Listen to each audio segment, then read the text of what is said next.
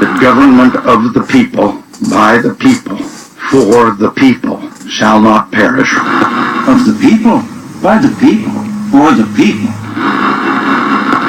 And that government of the people, by the people, and for the people, shall not perish from the earth.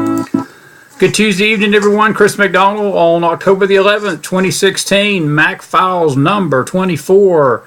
There's 28 days till the presidential election between Donald J. Trump and Hillary Rodham Clinton. And boy, what a toxic mess we've got on our hands going into the next few weeks. And it's going to be fun to watch in some ways, but having to hold your nose in the other. As it just continues to amaze me how one party stands behind its candidate no matter what she does, and the other one's party abandons him at the least sign of trouble and reveals their true colors. And that will be the storyline of the 2016 presidential race, that it's no longer a race between the Republicans and the Democrats, but it has become a race between we the people and the establishment in Washington, which basically will include both the Republican Party and the Democratic Party, and one man in the middle of that, and that's Donald Trump. And folks, that's never happened in our lifetime, and it's one of the most wildest things I've ever seen. And we're going to be talking about that a little bit tonight. We're going to deal with emails that have been released by WikiLeaks this week, talk more about Paul Ryan, and mention a few other things as well. But it's so good to have you on this Tuesday night. Beautiful weather up here in the hills. We've been waiting for the leaves to change, and we may get our wish here in the next 2 to 3 weeks. We'll just have to wait and see. But looks like the leaves are still on the trees as far as I can tell, and even though it's been very dry, we've not had that big bitter freeze or a big storm come through here yet that would knock them off. And I think if we get some cooler weather and we get a moderation of the rain and the cold weather, and just keep it cool, we're going to have a beautiful fall up here in the mountains. I've been hearing from some of you up north, and you all are saying that your all's leaves are already changing, and that's great. We'd love to see them, but we're going to have to wait for our turn down here in Tennessee to do that. But it is so good to see you tonight on this Tuesday night. There's a lot of things going on, and we're just a couple of nights removed from this debate that was great, where Donald J. Trump, I believe, basically saved his campaign with his performance Sunday night. And the next debate's coming up Tuesday night. Chris Wallace of Fox News will be the moderator. Hopefully, prayerfully, we'll get a moderator that it's at least going to be fair. I know he's not going to be easy on Trump, but I can guarantee you Chris Wallace will not be easy on Hillary Clinton either. And both will be needing to bring their games, because Chris will not take a lot of guff off either one of them. And we may actually find out from her, and she will either have to look in that camera and lie about these emails and Benghazi and the things that are hounding her, the Clinton Foundation, and a new revelation tonight that we're going to talk about briefly. I don't have all the details on it. We'll probably have to save it till tomorrow. But there's a breaking story on Fox News tonight on their website that Libya, an arms dealer that's been under criminal investigation, basically said that the Obama administration pressured him into doing the things he did with Libya to protect Clinton, and he's basically been the fall guy for it, and he's not too happy about it, and he's coming out speaking to the media, and it doesn't look good at all for Hillary Clinton on this, and it sure don't look good for the Obama administration. But you know, what has looked good for them in the last 8 years, that's for sure. But anyway, I want to talk about a few things, and as I said, it's been about 48 hours since the debate Sunday night, and by all viewpoints, most polls out there that at least the online polls, there's only been one news agency poll, but most of the online polls had Donald Trump winning that debate pretty soundly, 55, 60 to 40, somewhere in that range. And there was others that were higher, there was others that were lower than that, but it was pretty clear that Donald Trump did very well Sunday night, but it still has not taken away the pale of the video that was released Friday afternoon, from a conversation that he had 11 years ago, very lewd comments, very vulgar comments. And the fallout from that has been basically a Republican Party that has turned into cowards, and we're going to talk in detail about that tonight. Laura Ingraham, I'm going to play a video of hers and look at something she said here in a minute, and we're going to really get into that in just a second. But I just want to say a few things about that. You know, it is pitiful, folks, that we don't have a statute of limitation on the things we say. I heard John O'Hurley today on Fox. He was being interviewed, and it was this morning, and he said something that struck me, and it was really true.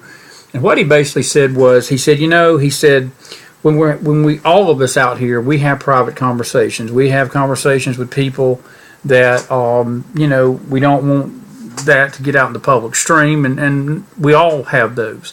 And he said it would be pretty pathetic that if any of us, and he said, I don't think there would be any person that would like what happened to Donald Trump to happen to us, that a private conversation, no matter how vulgar or dirty it is.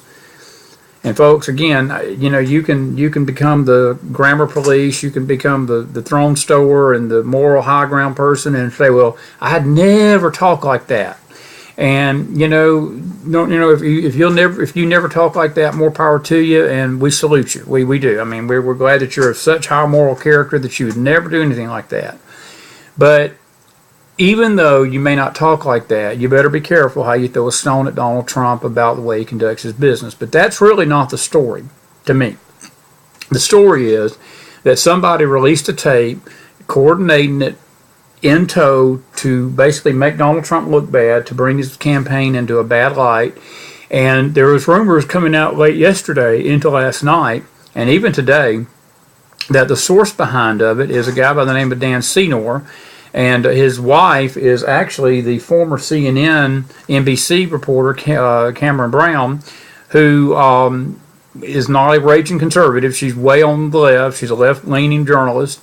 And him and her coordinated this with the Access Hollywood people, and that's how the tape got out there in the public. But the kicker is that Senor is actually the former senior advisor and the political advisor to one Paul Ryan, who is the same Paul Ryan who's the Speaker of the House, that came out almost within hours of the tape and basically telling the world that he would not support Donald Trump. Laura Ingraham brought up a good point. He just didn't do it while the tape was happening. He waited till the debate was over. And when Donald Trump could have gained some momentum from the debate, which he had momentum from the debate, Paul Ryan comes out and says he's just not going to campaign or support Trump. And the media has just seized on that again, trying to paint the picture the Republicans are jumping ship. Folks, there's only 40 people on that list that have come out and said they're not going to support him, and that goes into the who cares category. Donald Trump has never been the poster boy of the Republican Party. I'm going to put up something here in a minute that Marco Rubio said, and he smugly said, well, I'm not saying I'm going to not support Trump, we had more choices for president. Well, Marco, I got rumors for you and news for you. We did have choices for president. We had 17 of them from your party, including you. And guess what? The American people didn't choose any of you. We chose Donald J. Trump as our nominee. And they still cannot get that fact in their head that Donald Trump is not a man of the party. He's a man of the people. And, when we say government for the people, by the people, and of the people, that's what we mean. And that's what we want in this nation. Most of us do, I believe. But the Democratic Party has always had a long-standing history of standing by their candidates because they believe in winning. They want to win. They don't care about holding to the principles like the Titanic going down into the bottom of the ocean and hanging on to their principles as the ship sinks. And Donald Trump could be further ahead in these polls tonight, folks. He could be doing much better had the Republicans consolidated their base behind him, recognize the fact he's not a politician, recognize he has his problems, recognize that Donald Trump has a mouth. There's going to be a history out there. God knows what else he said in the past. God else knows what anybody has said in the past.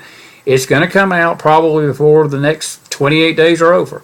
And you might as well just hold on to your seat, because what we've had happen this weekend is probably mild compared to what's ahead. Because look, both parties are fighting nasty campaigns, and neither one of them are going to let up on that. And what we have coming up in the next few weeks, God only knows how that's going to play out. And it is probably not going to be pretty what happens. So that's all I got to say, from my end. It's going to get nasty, and we should expect it and not be that upset about it. But you need to vote, whether you like Trump or you don't like Trump. Let me talk about Mrs. Laura Ingraham, though, because she said something on Sean Hannity last night. I want to play you this video, and I want you to listen to this, and I'm going to comment on it. Down on the plane of all the plebes, and I find that to be so disappointing. They finally have someone who can do it, and what do? After what was a masterful debate performance, they make the story the next day about how there's Republican disunity. Paul Ryan makes the day after that strong debate a story about himself on a moral high horse, looking down on the plane of all the plebes, and I find that to be so disappointing and maddening for the people of this country, for our Supreme Court that is on the line. And I don't know how Paul Ryan thinks his Better Way agenda is going to get through a Hillary Clinton administration. That's ludicrous. It's absolutely ludicrous. I totally agree. Monica? Yeah, you know, when you look at the Trump phenomenon, it's actually the latest iteration of the Tea Party movement, which is the grassroots groundswell of regular, everyday working Americans who wanted to believe in the Republican Party, and yet time and again the GOP have let them down. They sent droves of Republicans to Washington in wave elections, 2010, right, 2014, and even before that. There would not have been the need for a Tea Party movement. There would not have been a Donald Trump candidacy if the Republican Party had stayed true to its core objectives and core principles of limited government, fiscal responsibility. I think that old Republican order is dead. It's not coming back. It is over. And Paul Ryan won't be Speaker very long. I can predict that and too. Look, the GOP establishment doesn't get it, or they don't want to get it, right. And they are now going to go extinct because this movement is not going away. I want you to hear what she said. This movement is not going away, folks. And folks, we the people are very upset out here about the direction of our country. And what those ladies just said was spot on. And Laura Ingraham probably spoke it the best. And she reiterated this today when she said, when this election's over, the vast majority of Republicans are going to remember that their supposed leaders, the same office holders, millionaires and pundits who told them that they had to come together and support both John McCain and Mitt Romney, who both got thumped in 2008 and 2012, and didn't just get thumped slightly, they got thumped big. Obama beat them both very handily because they were quote-unquote moderate, had nothing to stand on, would not fight for the country, would not fight the machine, would not fight against this democratic, socialist, communist onslaught, laid down, and we wound up with Barack Obama for 8 years.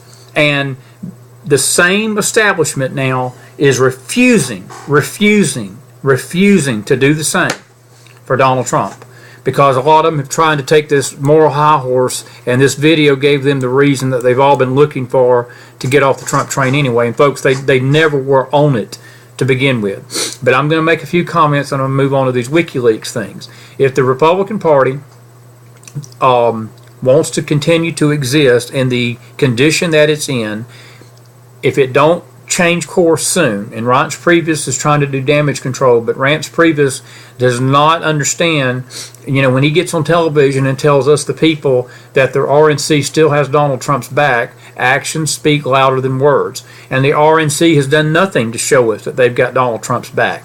Donald Trump needs their help to win this election, folks. Look, he's already fighting the most crooked, wicked machine in the history of politics. We've witnessed this machine in operation for 30 years now.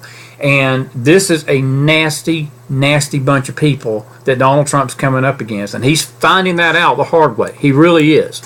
And without the full backing of the Republican Party, it's going to be hard for him to win this election. I think he's got the populist vote. I think he's got the votes out here to do it. But people have got to get to that poll, and they've got to vote.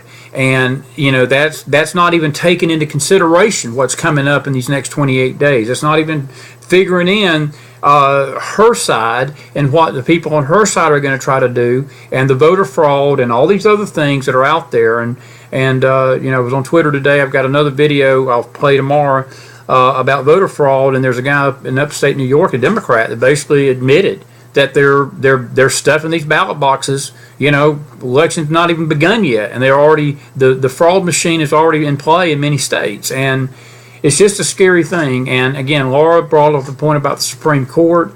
Hillary will get 2, maybe 3 choices on that Supreme Court if she gets elected, and it's going to be a very dark time for America if she gets her hands on the highest office in this land.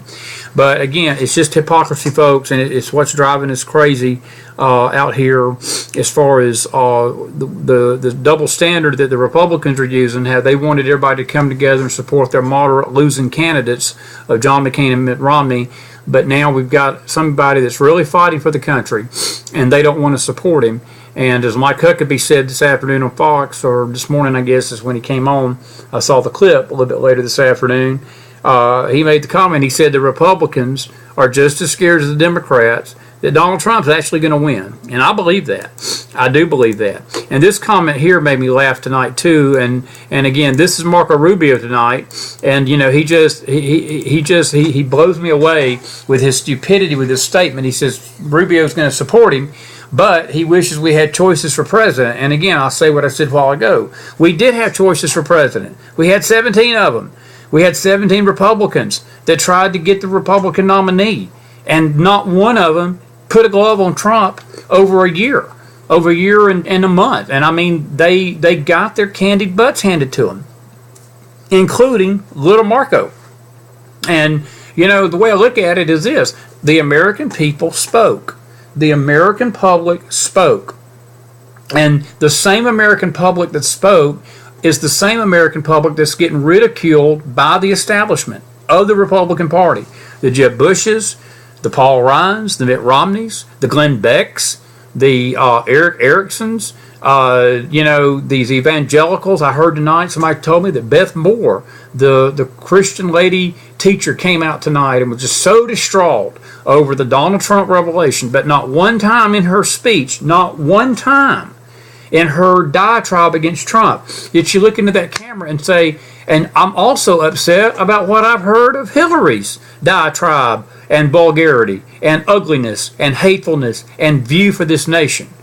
Franklin Graham, I tip my hat to him. He came out today and he issued a very, very nice statement about Donald Trump.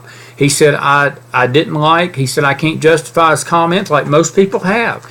And he said, but it does not cause me to forget the evilness and the wickedness of the Hillary Clinton, Barack Obama administration and the dark things they've done and the direction they've taken the country already and the direction they will take the country if she gets elected in 2016, which is just 28 days away from election time on November the 8th.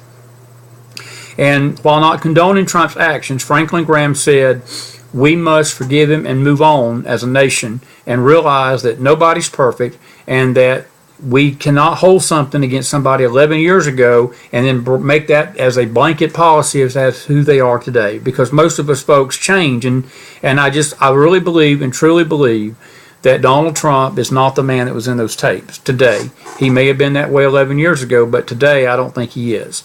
But when Marco Rubio tells you we've got choices for president, he wishes we had choices. Well, I got news for you, Marco. We did have choices, and we didn't want you. We didn't want you. But this gentleman right here on your right, his political career is as good as over, folks, because I'm going to tell you something. Paul Ryan screwed the pooch by doing what he did today and yesterday and coming out and saying what he said. And again, he was part of that losing ticket in 2012 when him and Mitt Romney went up against Barack Obama and Joe Biden. And Trump told O'Reilly tonight in an interview, and he basically told O'Reilly, he said, I don't want his support. He said, I don't need his support. If that's how he wants to be, let him do it. And what else can Trump say? I mean, that's basically what most of us are feeling. If that's how Paul Ryan wants to be, let him be it. But we the people, and we the voters, and we the ones out here in middle America, and the people that put these jackasses in office, we will remember, we will not forget when comes election time next time around. Because I can guarantee you this, we do not have short memories out here in the middle America. The Tea Party, as I love what Monica Crowley said, had the Republicans done their job, folks, over the last 8 to 10 years, and really going back into the Bush years, we wouldn't even have Donald Trump tonight. We would have a regular candidate. We'd have a conservative. We would have a regular, true blue, bred Republican as they want. But they didn't do their jobs, and the people spewed all that out, and they got sick of it, and they vomited that kind of stuff out. And I'm not saying Donald Trump's a bad man. He's not. But he is a flawed candidate. He is flawed in many ways, but he's my candidate. And I appreciate the fact that he's stepping out and doing the things that he's doing for the country, being ridiculed, being mocked, and taking on the establishment of both parties, taking on the media, taking on the government, taking on betrayers and traitors like Paul Ryan, and carrying on his vision for the country. He's got 28 days to close the deal. And the key to that deal is we the people. We are the key, because if we'll get out and vote, this man here on the left will be our next president of the United States of America, and that's what I hope. Let me change course here quickly. I want to show you something. One quick thing about Trump tonight. This was the crowd outside Panama City, Florida. Look at the line there, folks. Look at this. This is unreal. This is the line outside the area that he was going to tonight, and you cannot tell me that the enthusiasm in this crowd is the same as that of Hillary Clinton's. You just can't convince me of that. Mainstream media is trying to, but that right there is Trump enthusiasm, and I believe that's going to bode well for him in the polls come November. We'll just have to wait and see.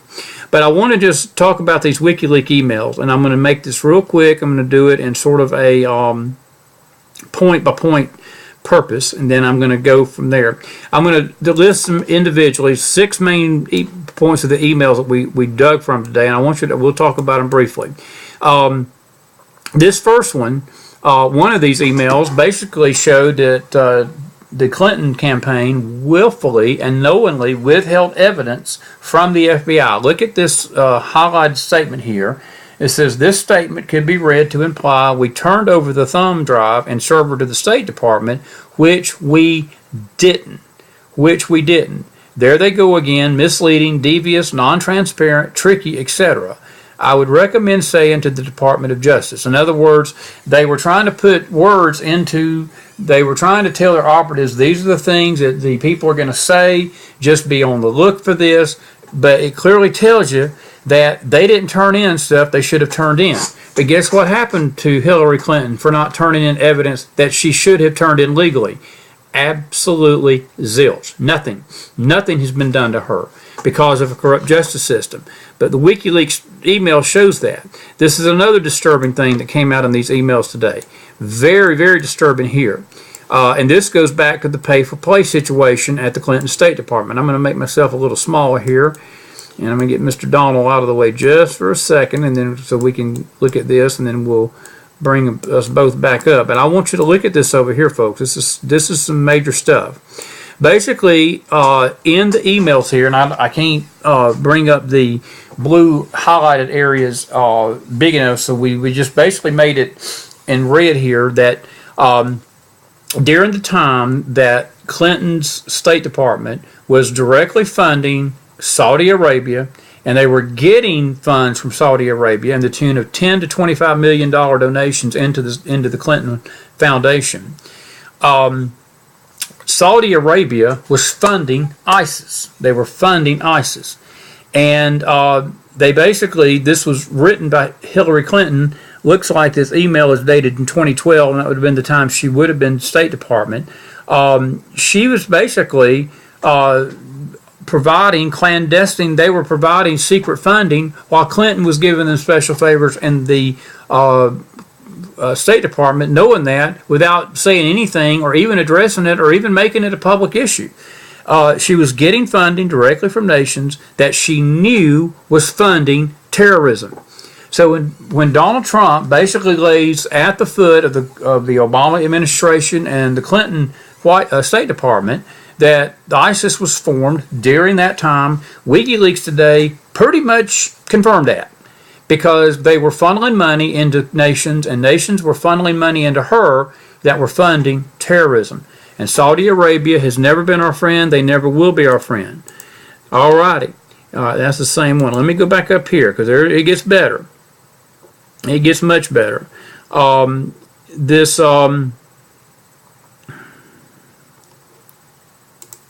Next one is good. Let me pull this up for you real quick. I'm going to pull you up this first one because this one is good too. This one is interesting to me. This one here was from John Podesta, her chief of staff at the time, and this was dated just last year. Now, folks, this is not old hat. This is within a year and 2 months. But this blows you away. This is what Podesta said. He said, "I know she has begun to hate everyday Americans, but I think we should use it once. The first time she says, 'I'm running for president because you and everyday Americans need a champion. Need a champion.'" Now, she's telling us that. I guess this is one of those public thing, private things. Her public statement is, "You need a champion. I'm your champion." But behind closed doors, she's telling her people that she hates everyday Americans. Folks, what everyday Americans is she talking about? She's talking about us. She's talking about you, and she's talking about me. She's not talking about her elite buddies, but she's talking about middle America, the people that have never been her friend and never will be her friend, but she hates you. She literally hates you.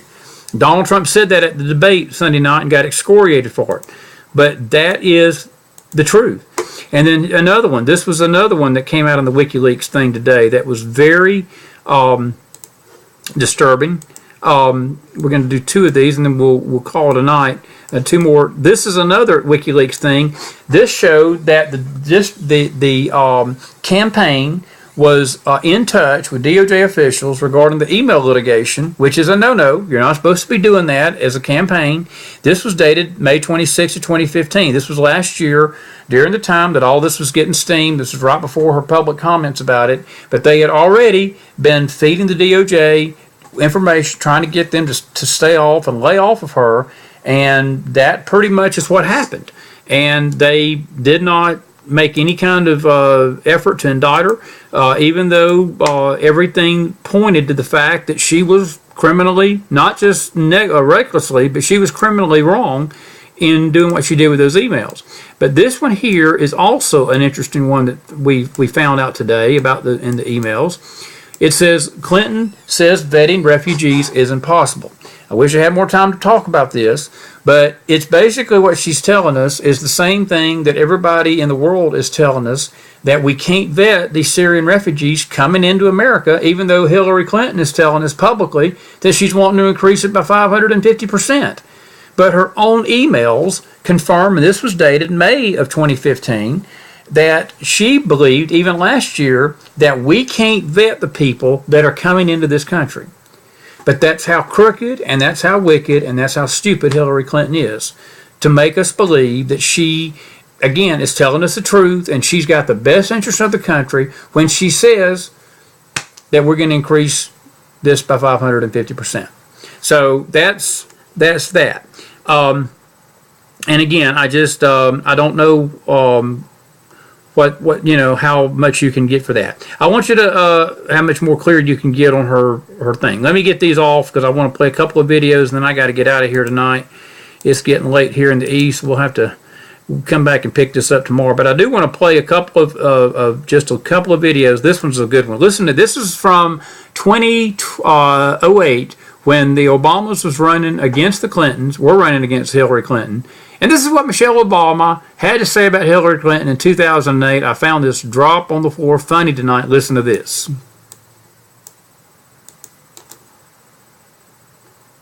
Campaigning in Chicago, Michelle Obama today told women why her husband should be the next president of the United States. One of the things, the important aspects of this race is role modeling what good families should look like.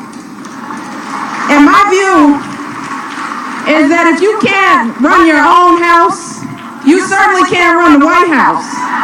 Can't do it. Michelle Obama returned to her South Side roots to host a Women for Obama event at the Grand Ballroom on Cottage Grove. If you can't run your own house, you can't run the White House. And I wonder who she was talking about there in 2008. Interesting. Listen to this. This is even better. This is from the WikiLeaks email today, too. I want you to listen to this from Catherine Harris. Just an hour ago, and we continue to go through it. WikiLeaks posted more than 2,000 additional emails from Hillary Clinton's campaign chair, John Podesta. This is the hashtag Podesta file, I think, online. That makes more than 4,000 so far, and we're learning from them that Mrs. Clinton talked about insider information about the raid on Osama bin Laden's hideout with a group of bankers in Canada. What does the CIA think about that? Chief Intelligence Correspondent Catherine Harris live in D.C. for more now. Catherine, good morning. Well, thank you, Bill. Good morning. These transcripts released by WikiLeaks show Hillary Clinton gave a speech to a group of Canadian business leaders in November 2013. And during that speech, Clinton revealed details of the 2011 raid that killed Osama bin Laden. Clinton specifically discusses sources and methods, which appears to be a violation of national security. Clinton tells the business group that an intercepted phone call was part of the intelligence trail that led to the al-Qaeda leader's compound in Pakistan. The transcript reads in part, quote, "The people who were the analysts and collectors and good old-fashioned spies who were gathering bits and pieces of information, some of them from cell phone conversations. He has just made a phone call. He said, this is the phone call. We need to figure out where he is. Then we need to follow him, and that is how we found this compound in Abbottabad." A former intelligence officer said Clinton's team showed no respect for classified information, and the investigation did not hold them accountable.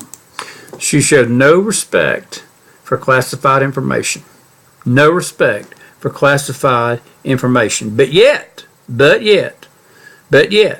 she's the one that is telling us that Donald Trump is unfit for the presidency, but yet she can't protect a simple national security matter in the sense of revealing where and the details of the bin Laden raid. But this, I want to play this tonight, folks, and again, my time's slipping from me, but I got to play you this clip right here because to me this was the moment of the debate Sunday night, and this is great. It's just awfully good that someone with the temperament of Donald Trump is not in charge of the law in our country. Because you'd be in jail. Secretary Clinton.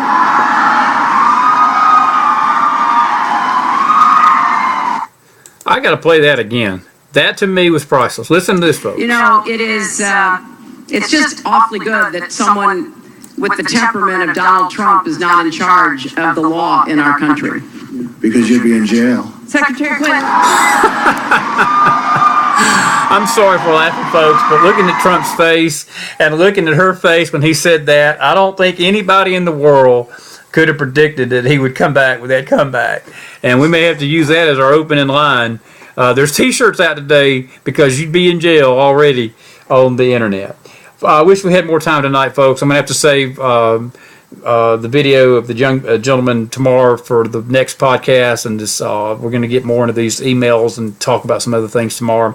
It's late in the East, but we wanted to share a few thoughts with you tonight, and we hope you've enjoyed this version of the Mac Files. And again, we're going to come back over here. I know this thing's going to play. And I always forget to turn that off. But it's been a great evening with you. I hope you've enjoyed this a little bit. Let me mention a few quick polls. Donald Trump's actually leading tonight in the Fox News poll in battleground states in Nevada, North Carolina, Colorado, and Ohio. He's trailing slightly in Florida. But again, folks, I remind you, the only poll that counts is November the 8th, 2016. I encourage you to go vote. Get out there and vote. We're going to talk about some more things in the weeks to come. That's it for a Tuesday night on the Mac Files, number 24. Tomorrow will be our 25th broadcast. Hard to believe we've been doing this almost a month. We hope you've enjoyed the discussion, and we hope you've enjoyed our time together. We always enjoy our time with you, and we will see you tomorrow night right here, same bat time, same bat channel, Mac Files, and we appreciate you joining us tonight. As always, I'm Chris McDonald. Hope you have a great evening, everybody. Have a good week ahead, and we will see you next time right here on the Mac Files. Good night, everybody. God bless. The government of the people, by the people, for the people, shall not perish. Of the people, by the people, for the people. And that government of the people, by the people, and for the people shall not perish from the earth.